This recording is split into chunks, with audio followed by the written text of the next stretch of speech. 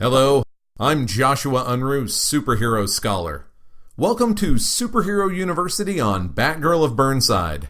Session number 5, this story beat threw off our algorithm. And Session 5.5, Double Secret Origin Probation. Have a seat. Class is now in session.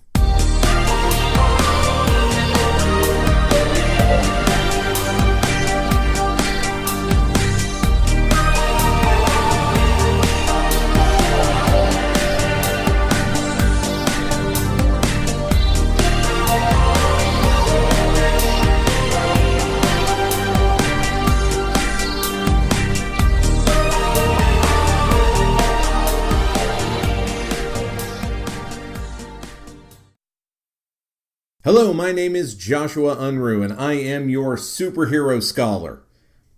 We'll jump right into the recap. Barbara is not herself. Possibly literally. What we mean is she received a creepy phone call on Liam's phone. From herself. It's a handy escalation of the big bad, because now we're not just talking about supervillainy, it's personal.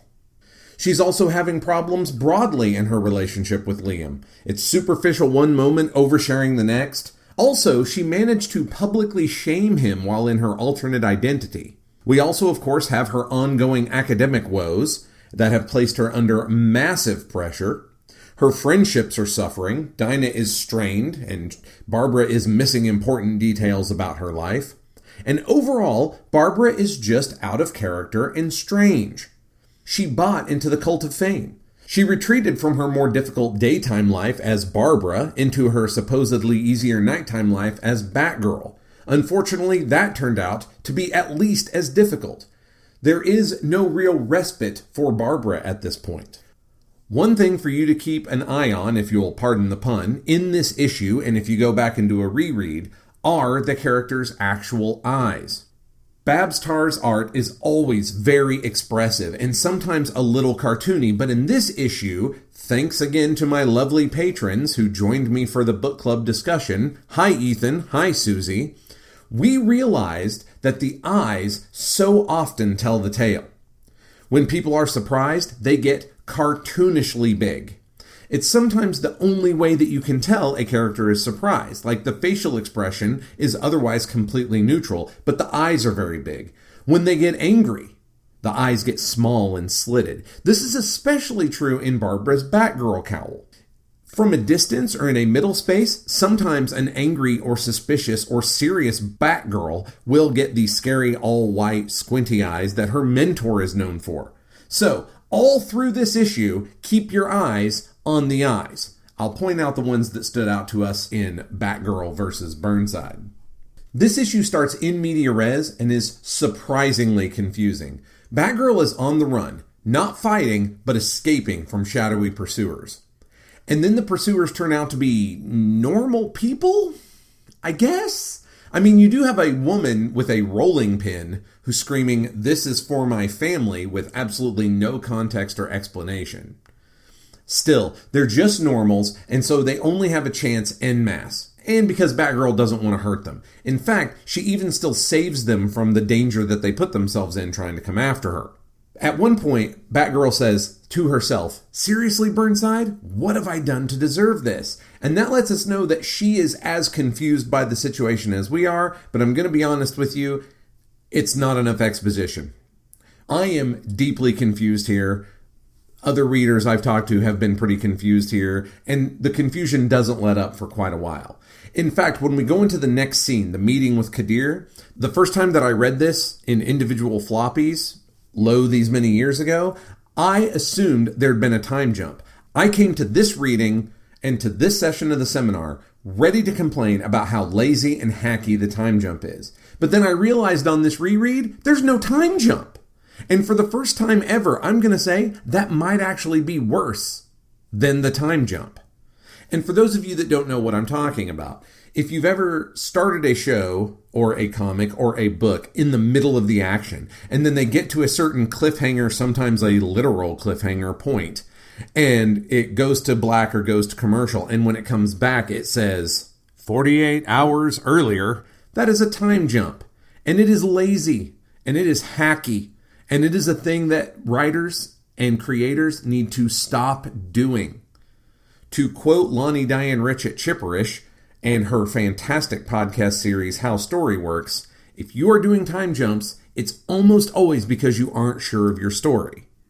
Now, that said, that's not what happens here. I thought that's what happened here.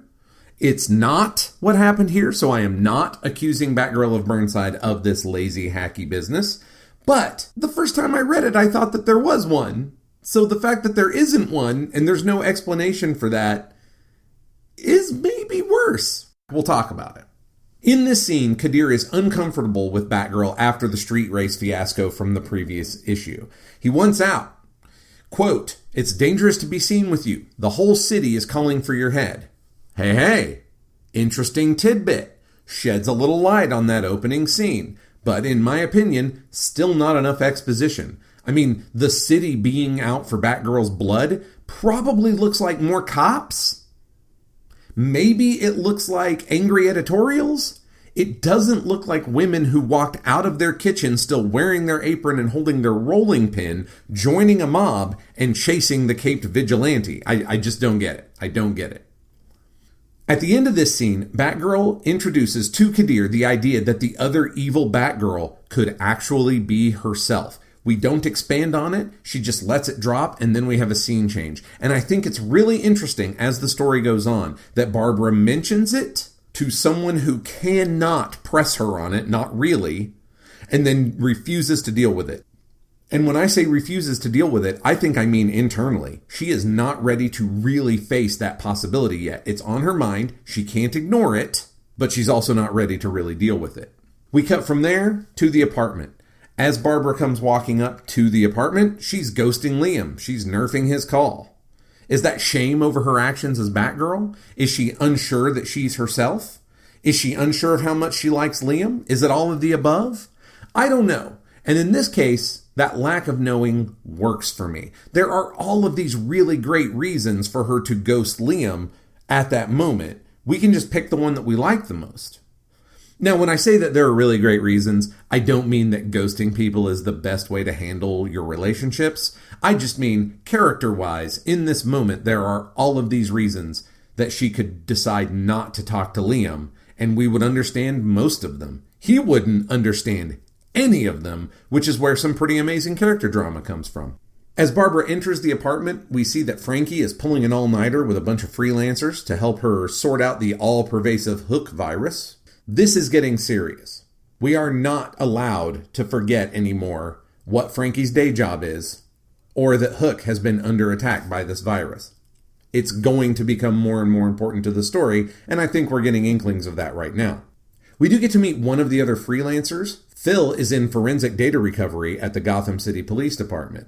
We get a couple of really good tidbits from Phil. First of all, when Riot Black woke up, he had to be rebooted. He seemed to have amnesia.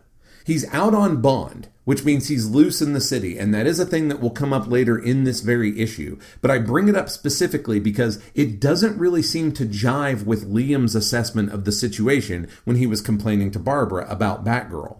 In fact, it sounds like Liam doesn't actually know what was going on with Riot Black, which again props up my theory that he is complaining about Batgirl for reasons that don't make a whole lot of sense. Like, we weren't supposed to take him seriously within the fiction. He was just supposed to be in a place to kind of wind Barbara up.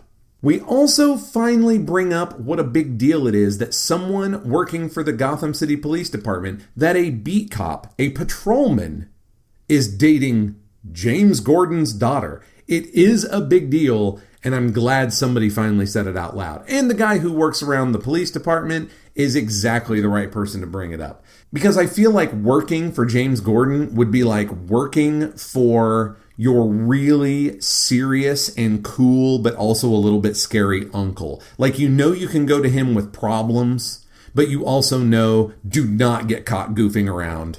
It's Commissioner Gordon, you know? And so the idea that some guy driving a patrol car is dating Gordon's daughter, that should take up some real estate. Barbara takes Frankie aside and asks Frankie if she, Barbara, has been weird. And I appreciate that Frankie's answer is Barbara's weird is normal. right? There are a couple of things here. Barbara is a genius. Geniuses are a little different than the rest of us, right? Even when they are not necessarily being a genius at you, it's hard to hide that light under a bushel. When you add on low-level secret identity shenanigans, that's just gravy. And I really like it because it's not the point of the plot right now. It's just the background radiation of their relationship. Barbara is a little weird. She comes and goes in the middle of the night. She often seems preoccupied. I mean, I'm almost a little surprised that Frankie didn't mention bumps and bruises or weird craft projects that we would read as Batgirl costume construction montages. However, Frankie, being the good friend, did notice the stress and the general lack of focus, which again kind of circles back and helps us understand what happened last issue. A lack of focus on being Batgirl led to this crazy idea of street racing this guy instead of just stopping him like you knew you should have, right? Frankie also brings up Dinah, and even though Frankie doesn't really know Dinah or like her very much, Frankie knows that there's a problem with how Barbara is dealing with Dinah. Frankie knows Barbara. Frankie knows how Barbara is ride or die for her friends, and the way that Barbara's been handling Dinah doesn't look like that. This scene is interrupted by another instance of the Hook virus popping up, offering a $20 million bounty on Batgirl. And at last, the opening scene makes sense. Kinda. I mean, $20 million, that may be enough to get a grandma with her apron and her rolling pin out on the streets, gunning for Batgirl, I guess. It's at this point that it's worth pointing out, I really thought there was going to be some kind of mind control there. So did Ethan when we talked about this in the book club. Thank you to my lovely patrons. It's just so weird that a bunch of normal people would go out gunning for the vigilante, even for $20 million. Like, you're a whole group of people. How are you even going to split that up? Like, there's no way that that doesn't devolve into a very sad scene, you know? Anyway, right away, Frankie is expecting to be fired, but Barbara is still a bit self-focused as she gets an email from her advisor. No more excuses. She has to meet George the next day. Cut to college. George actually seems understanding, but disappointed. In his conversation with Barbara, a couple of things come up that I think are weird. There are rumors that Barbara is selling her pattern recognition algorithm? From where? From who? To who? It's a rumor that seems really out of the blue, especially that it gets put right back to bed immediately in this conversation. In my headcanon, it's Jeremy that started the rumors. I have no evidence of this, but since Jeremy is the only one that's really been interacting with Barbara and Nadima, and Barbara has not been interested in him, despite him being interested in Barbara, it just seems like he would go, I don't know, maybe she's the kind of girl that would sell her graduate program out for money, and it would just kind of run away with him. I'm not saying he's like the biggest rumor-starting jerk ever, but I am thinking he's the kind of person who might say something offhandedly because he's a little bit of a jerk. Maybe I'm reading too much into that relationship, but that's my headcanon. Chagrined, Barbara promises George to do everything she can to straighten things out. And I have to say, it's about damn time. This is the Barbara Gordon we've all kind of been waiting for. The responsible one who, manages her life. The Barbara Gordon who, to use a phrase from the kids, adults well. Barbara goes from her meeting with George to her office with Nadima, and Nadima continues to be the absolute best, even when Babs is kind of trash. The idea that Nadima wants to show her maps and Barbara's response is, there's not a lot of point. This is not a great look for Barbara. She is going to bounce back this issue, but it's just not there yet. It's not yet a good look. And I don't know about the rest of you, but I need to see this friendship between Nadima and Barbara reciprocated by Barbara pretty soon. And to be honest, it's the same for Frankie, which we get a little of this issue, but not enough. And Nadima gets nothing.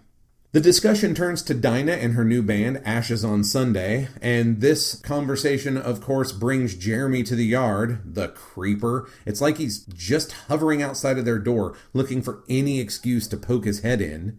And now he's scamming on Dinah and bragging about going to the cool kids party. This fucking guy, I do not know why we're supposed to find Jeremy an attractive match for Barbara, but we keep getting that played. I wish it would stop. Nadeema is again amazing because through all this, she understands what it is that Barbara actually needs. As Barbara's giving the litany of problems in her life, the one she focuses on for more than a second is Dinah. And so Nadeema tells Barbara where she might be able to go see Dinah and maybe make it right. Cut to the stage setup. Seven got Barbara in to talk to Dinah. That's a good callback. I appreciate that we're getting a secondary supporting cast just floating around Burnside, making it feel like a real place to us. Oh, hey, yeah, there are actually other people in Burnside. Good to know. Barbara talks to Dinah, swallows her pride, and asks for help. She begs really, and even apologizes. And if I thought that last issue was Babs hitting rock bottom, this is her realizing it and trying to swim up. But Dinah is otherwise engaged with the band. She's got stuff to do, real life stuff. Dinah is obviously conflicted, but she's also trying to get her life back on track. And so she assures Barbara that Barbara can manage it. I especially really like this quote. Whatever it is, you'll beat it. You always do. It's somebody outside of Barbara supporting that line of hers that I enjoyed so much about how I don't do this, I don't do that, and I don't lose fights. Like, it's true. And it's good that Barbara has internalized that truth, but I like it even better when it's reflected from somebody outside of her, even if it's a little bit shaky and Dinah absolving herself of getting involved right then. Meanwhile, that night, high atop Burnside, Batgirl is feeling lost and alone. She is about to delete Dinah's contact info, which I am told, by the kids, is kind of a big deal. Note the single tear that is running out and over her mask as she contemplates deleting Dinah's info. At the last moment, she's stopped by Liam's phone call, only she doesn't deal with that either. She ghosts him again. Before we can return to Dinah's contact info, laughter draws her attention. Taggers are Xing out the Batgirl graffiti. She pulls off the cowl and turns it around in a very Shakespearean moment as she considers Batgirl. Barbara is clearly thinking of quitting. She's probably a little depressed. Barbara has lost touch with herself as Barbara. Her communication with George and lack of communication with Liam demonstrate that. She thought she still had Batgirl, but now she's losing that, or she feels like she is. She seems to be feeling, if nobody likes Barbara, then I'll be Batgirl. But if nobody likes Batgirl, then who should I be? And it's at that moment that a scream pulls her from her reverie, and it lets Barbara answer that question. It doesn't matter whether people like her or not. Both Barbara and Batgirl are fundamentally people who help. They are heroes.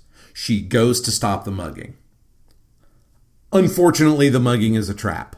And it takes her by surprise at a low moment, and she's kind of getting taken out by these random muggers. But before she can be beaten, Dinah turns up, kicking all the ass that's fit to kick. And just put a pin in this. I will eventually do a Superhero University on Grant Morrison's fantastic multi-year, multi-title Batman opus. What Barbara is learning here with Dinah showing up is the same lesson that Bruce learns later, and it's the first rule of Batman. And I'm not going to tell you what it is right now, but just remember that we had this conversation when we get to that seminar. Barbara's ecstatic. The birds are back. Almost, Dinah says. Staff meeting tomorrow. The next morning at the staff meeting, I gotta tell you guys, I'm learning to appreciate puns. I used to think that they were kind of the lowest form of humor, and I guess I still kind of do, unless they're really good, which is why I've sort of tried to cultivate my own use of really good puns. I've tried to appreciate them, and I actually really appreciate this one, because it is both a meeting of the staff of Birds of Prey and a meeting of the staffs owned by the Birds of Prey. Pretty good. And here we see these two amazing friends syncing up again. But unlike last time, Dinah knows Barbara and understands how to help her and what to say to her. And it makes textual what had been subtext until now.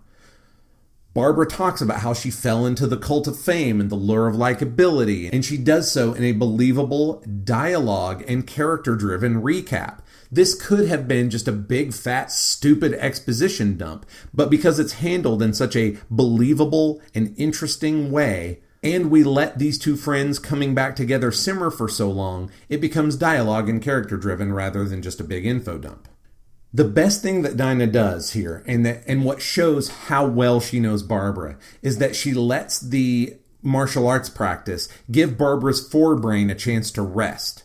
While Barbara is doing these rote or non-intellectual activities and thinking out loud, she has what I call a shower epiphany. Bear with me, it's not dirty at all. I call it a shower epiphany because that's where it happens to me all the time. As you know, I am a writer. I make stuff up. And every now and then, anyone who's ever written anything knows, you paint yourself into a plot corner, someplace you just can't get out of, or you have a character interaction that's got a problem and you're not sure what to do with it. And for me, I tend to get in the shower with those problems, and by the way, not even thinking about those problems, and get out with a solution. And the reason for that is washing myself after these 40 long years is now rote. It is not a thing that my brain needs to be actively involved in, which allows the creative part of my brain to nibble at those problems. And what do you know? Right about the time that I'm rinsing the conditioner out of my hair, boom, problem solved. And that's what's happening for Barbara, except I guess it's a staff epiphany? I don't know. I will say, though, that while Dinah is giving Barbara a hard time about letting her skills get a little sloppy, Barbara also, right in the middle of it, nearly clocks Dinah in her face. And you can tell by those big, surprised eyes that Babs Tarr gives Dinah. Oh, that one was close. I should pay more attention, it seems to say. I like that, again, even though Black Canary is almost always the better martial artist with anyone else in the room, we remind ourselves here that Barbara is also clearly very accomplished. That Dinah may get her 3 throws out of 4, but there is that 4th throw. It's cool. I like it every time we take an opportunity to get reminded of the competence of our heroine. Barbara says, Hook sent the city after me. And Dinah says, Hook sent the bikers and the fake Batgirl? What a crappy app. Now I'm going to ask you, did we know this textually? It's a thing that makes sense to assume, but did we know it? Is that a thing that Dinah would all of a sudden come out with? Or is there a dot missing in that chain? I mean, again, it works more or less. It's a reasonable guess. It's a reasonable jump to make. But at the same time, it doesn't feel like a reasonable jump for Dinah to make. She doesn't have all these details. Or am I wrong? Let me know what you think. Barbara finally says out loud her greatest fear, that she cannot trust her own memory, that she can't trust her own mind. And you can tell in that moment what a huge deal it is for her to say that out loud, to accept that that's a thing that might happen. And I think it's just as huge a deal that Dinah immediately doesn't buy it. Your mind is basically a computer, she says. And in that moment, she jogs loose an idea for Barbara. The evil Barbara/Batgirl is the algorithm based on Barbara's brain scan. Of course! I mean, mostly of course. I don't know how obvious it was. I have been maintaining throughout this entire thing that this is a fair play mystery. That this is a thing you could crack. You could come to this suspicion on your own. And I think it's true. At the same time, let's be honest, superhero comics are weird. And for the computer program of Barbara's brain to just randomly come alive is a bit of a jump. So I'm still going to say that this is a fair play mystery. I'm also going to say that knowing that I am a superhero nerd who expects weird plot developments to happen at the drop of a hat. Barbara jumps from there to Frankie. Frankie is close to Barbara and has been literally trying to kill the algorithm at her day job. Frankie is in danger, and she's missing. She left her phone and her crutches. Now, I'm going to take another step back, because this is another place that this issue is sort of needlessly confusing. How did she leave her crutches? Why would she leave her crutches? It's not like the algorithm can come and kidnap her physically. Frankie had to be tricked into going into work, or the algorithm had to take advantage of that. Why did she leave without her crutches? Maybe it's not a big deal, but they call attention to it. And like I've said, as much as the writing has been super tight in this series, this issue, it's a little wobbly. It's a little fuzzy around the edges. But then there is a text sent to Frankie's phone. The algorithm has her. And now it's up to Batgirl to save her. This takes us to the Hook offices by night. And another little bit of confusion, it was dawn when Barbara and Dinah were stick fighting. They seemed to immediately run downstairs from there to discover that Frankie is missing. Now, never mind that Seven is there waiting to meet Frankie and apparently has been for a couple hours. But even putting that aside, why did they wait 8 to 10 hours until nightfall to come and save her from the algorithm? I don't want to harp on this. Overall, the writing in this book is tight. And like I said, I am going to argue that it is more or less a fair play mystery, which is hard to do. But in this issue, man, there's just a lot of unanswered questions and dangling stuff. I don't know. I don't know what's going on. Back to the scene. I really appreciate how much Kadir's bat phone covers so many technological bases. The visual is great. Oh, do you need the heat signatures inside a building? Batgirl literally has an app for that. We haven't talked about technology or how much this book is aimed squarely at millennials in a good way in quite a while, so I'm going to point out right there that watching the millennial superhero do all the stuff that Batman would do with whatever's in his cowl with her smartphone is a good look. Another little bit of confusion comes up though, because Batgirl decides to go in alone to get Frankie, and it doesn't make any sense, really, at all, on any level whatsoever. Why would you bring Black Canary for backup and then not use the backup? And why would Canary agree to this? Like, it doesn't even make sense. Why would you get left down there when you came there to kick ass and take names and save Frankie's life? I mean, Dinah and Frankie may not get along, but Dinah has a personal stake in this also. She cares about Frankie at least vicariously through Barbara. Why would she come and do nothing? Now, all that confusion aside, the stuff with the bike is hella cool, and the text from Dinah is super cute. I really like it. Now we're inside Hook, and we spend what I consider an inordinate amount of story real estate on Batgirl skulking around. Those panels and those pages could have been used to round out and explain this story a lot better, and I don't understand why they were used for this instead of that. When Batgirl comes in, she sees Frankie watching on a bank of monitors, proof that Barbara is Batgirl. This is one of those places where you could note the big surprised eyes. Otherwise, Frankie's face is neutral, but her eyes are big. She is, for the first time, understanding who her roommate really is, and it's shocking her. However, when Barbara says that she is Batgirl, the computer denies it, because the real Barbara is trapped in the computer. And we finally, on the last page, get the algorithm revealed. And I really like the visual. It doesn't make a whole lot of in-fiction sense, but it makes a lot of sense to us as the viewer, that the algorithm, who is a computer-generated version of Barbara that is evil, has a hardcore evil Babs vibe kicking. She's got the deep sunk eyes and all of the eye makeup, and she looks kind of pasty, and she looks really angry in a way that makes her still look like Barbara, but also not like the Barbara that we've seen. Listen, she's one goatee away from being in Mirror Mirror, okay? And like I say, it doesn't make sense for a version of Barbara to program herself to look like the evil version of herself, but who cares? It's cool for us. And that's where that issue ends. With that cliffhanger, the algorithm stands revealed. Frankie is in danger. Barbara is there.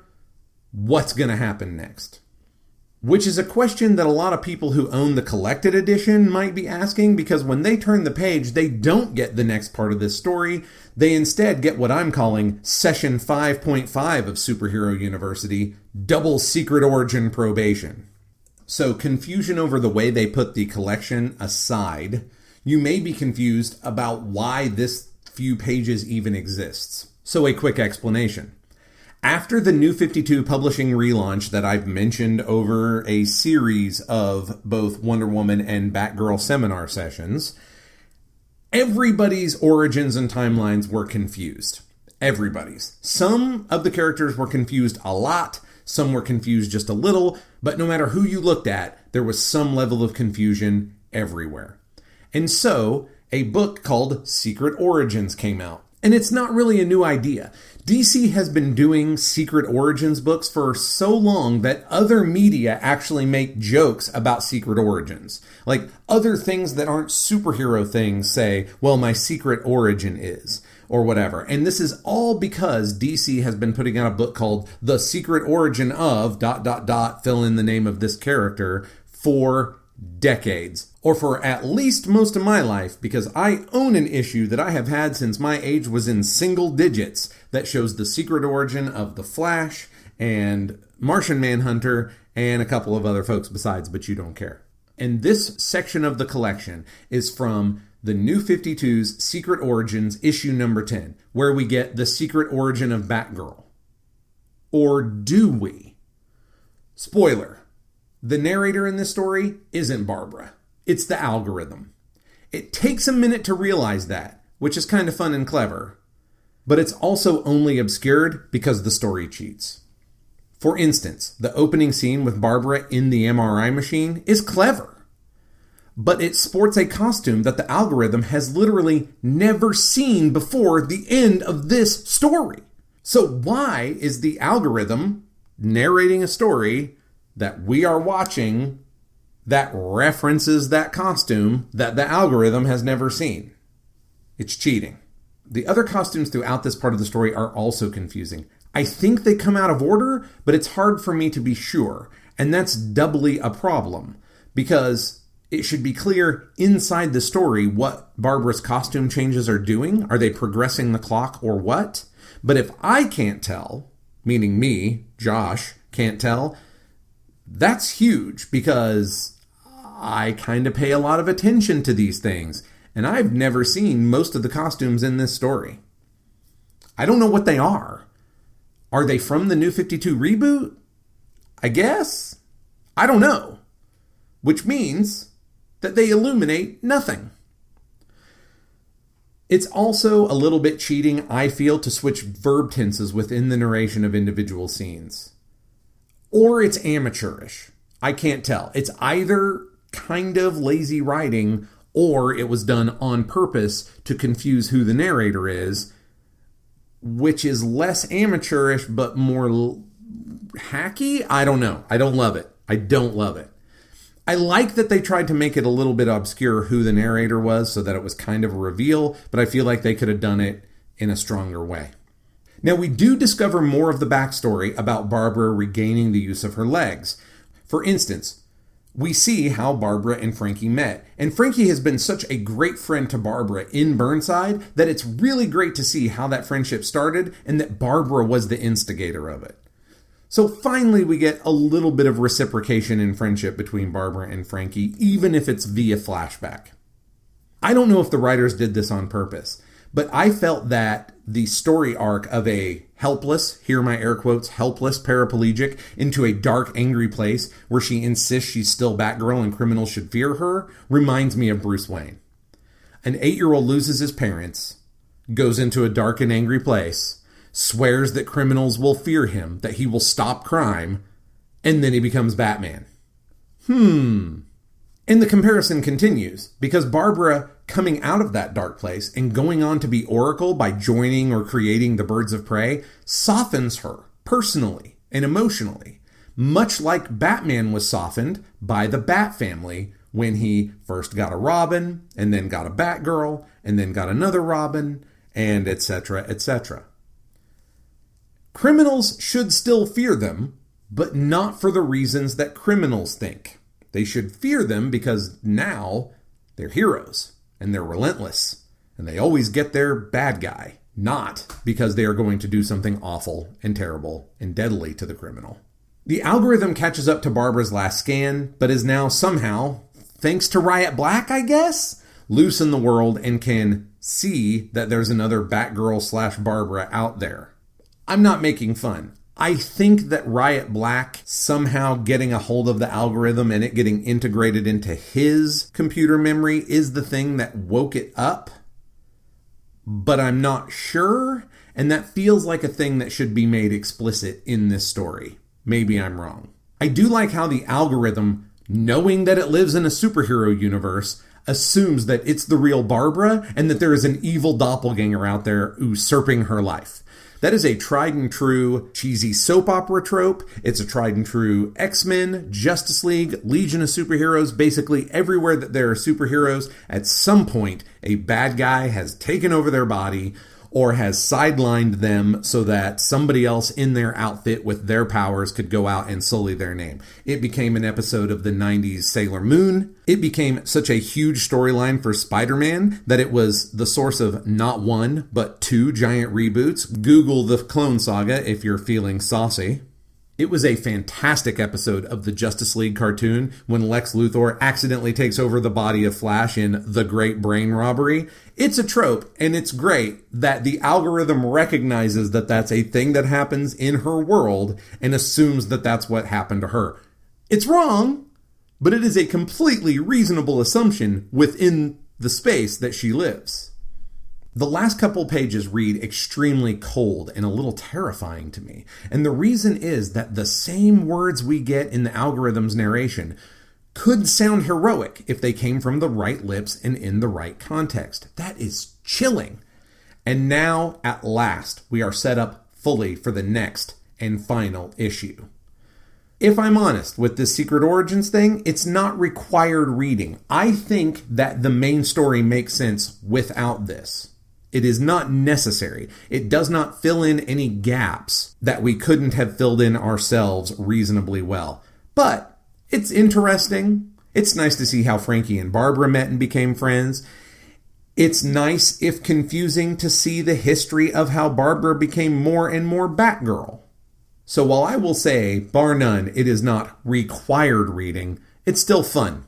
I like it in this book. I wish it kind of would have gone at the end, except then you'd already know how the story ended and maybe you wouldn't care, and suddenly we're back to the Wonder Woman problem, and I understand why they shuffled things around in that collection, if you'll recall that confusion from the previous seminar. And that brings us to the end of this penultimate session of Batgirl of Burnside. Barbara's bouncing back. She's coming back around to being more herself. I really like that. I like the fact that there's an actual character arc in this where she starts out in a place and it gets darker, and just as she starts to pull it out, it's a little too late and Frankie's in trouble and she's got to go save her. And by the way, in the next issue, the threat is going to be escalated even further. It's not just going to be Barbara's life or Batgirl's life or Frankie's life that are on the line. It's going to be the existence of Burnside itself. And in an interesting twist of fate and commentary on the world we live in the year of our Lord 2017, it's also going to call into question things like freedom and surveillance. So, a few things for us to look forward to as we go into the next session. As always, thanks so much to my amazing patrons who helped me put this together by coming into a book club session with me and also support me financially. Love them. Couldn't do it without them on multiple levels. And of course, to those of you who are listeners but not yet patrons, I look forward to hearing from you. Feel free to email me or tweet at me. The biggest reason I do these is for the conversation, so I can't wait to hear from you. And in the meantime, I'll see you in the final session for Batgirl of Burnside. Same bat time, same bat channel. See ya.